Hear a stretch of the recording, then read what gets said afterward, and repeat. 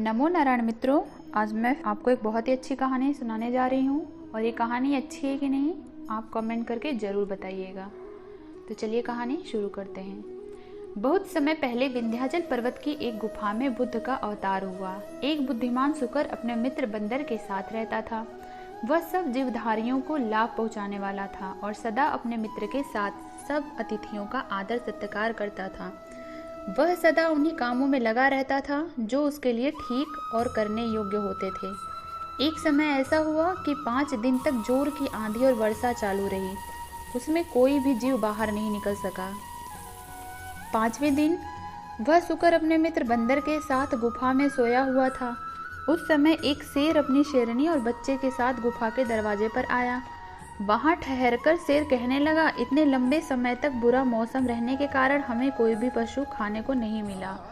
अब भूख से हमारी मृत्यु होगी। शेरनी बोली, अब भूख से हम सब शीघ्र ही मर जाएंगे, इसलिए यह अच्छा है कि तुम दोनों मुझे मारकर खा लो और अपनी जान बचा लो। तुम मेरे स्वामी हो और बच्चा मेरा जीवन है।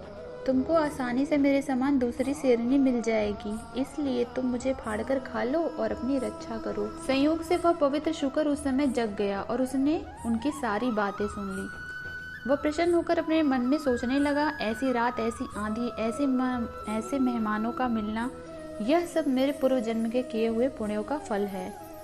मुझे अपने शरीर को जो क्षण भंगुर है, अपने मेहमानों को देकर उन्हें संतुष्ट करना चाहिए।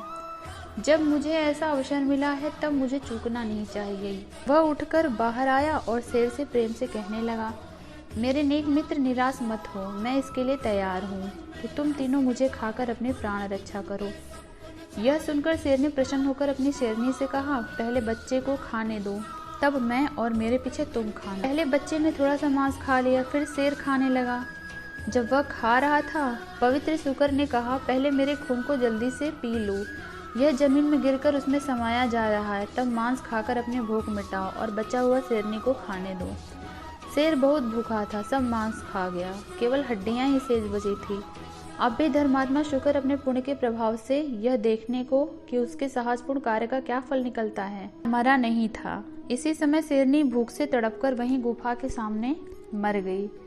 शेर बच्चे के साथ वहां से चला गया। जब रात्रि समाप्त हुई तब उसका मित्र बंदर जगा और जगकर बाहर आया। उसने बाहर आकर अपने मित्र को ऐसी बुरी दशा में पड़ा देखा तो उत्तेजित होकर चिल्लाने लगा, तुम्हारी ये दशा किसने की है मित्र, बता सकते हो तो बताओ।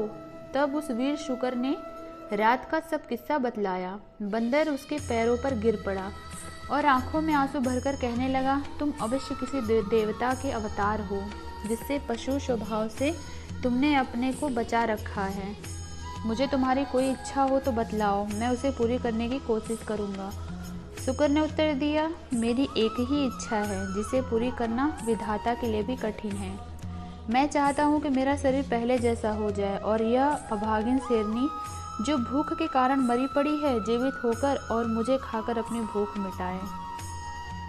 शुकर के यह कहते ही धर्मदेव वहां साक्षात प्रकट हो गए। उन्होंने उसके शरीर को थपथपाया, जिससे वह शुकर के रूप को छोड़कर एक देवतुल्य महात्मा के रूप में बदल गया। तब धर्मदेव ने उससे कहा, मैंने तुम्हारी परीक्षा लेने के लिए शेर, शेरनी और बच्चे का रूप धारण किया था। यह सब मायाजाल मेरा ही फैलाया हुआ था, क्योंकि मैं तुम्हें जीतना चाहता था। तुम तन मन से अपने सभी जीवों के लाभ में लगे हुए हो और नेकी के साक्षात अवतार हो।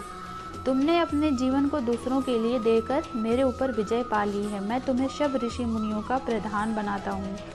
तुमने अपने त्याग से इस पद को पाया है, इसे स्वीकार करो। इस पर शुकर, जो एक पवित्र महात्मा के रूप में था, बोला, पवित्र देव, मैं इस महान पद को पाकर भी प्रसन्न नहीं हूँ, क्योंकि मेरे मित्र बंदर को पशु प्रकृति से छुटकारा नहीं मिला। यह सुनकर धर्मदेव ने बंदर को भी महात्मा के रूप में बदल दिया।